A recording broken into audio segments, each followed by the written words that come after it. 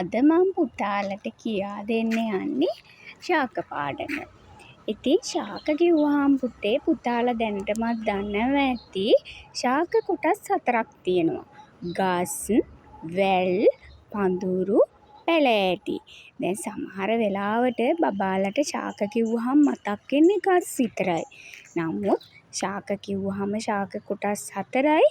ගස්, වැල්, පඳුරු, පැලෑටි. මේ 4 වර්ගයටම තමයි අපි ශාක කියලා කියන්නේ.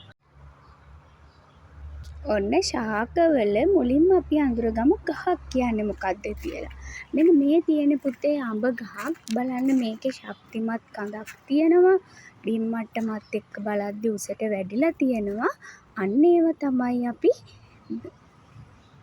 ගස් කියලා කියන්නේ. මේ ශාකවල ඊළඟ කොටස තමයි වැල් කියන්නේ.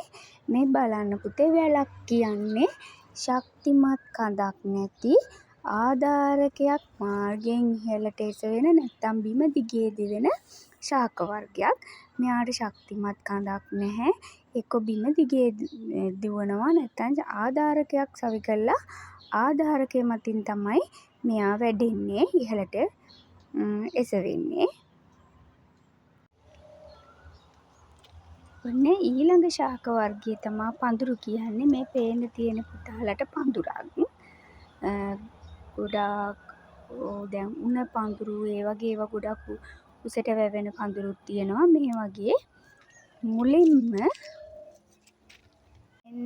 මෙන්න මේ තියෙන්නේ ඊළඟ ශාක වර්ගය වෙන්නේ අපි දැන් ගස් ගැන කතා කළා, පඳුරු ගැන කතා කළා, වැල් ගැන කතා කළා.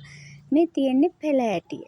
වැඩිය ගොඩාක් උසට වැවෙන්නේ නැති හීනි කඳක් තියෙන ශාක වර්ගයක් තමයි මේ පැලෑටි කියන්නේ. දැන් පුතාලගේ ගෙවත්තේ තියෙන ගස්, වැල්, පඳුරු, පැලෑටි හොඳින් අඳුර ගන්න.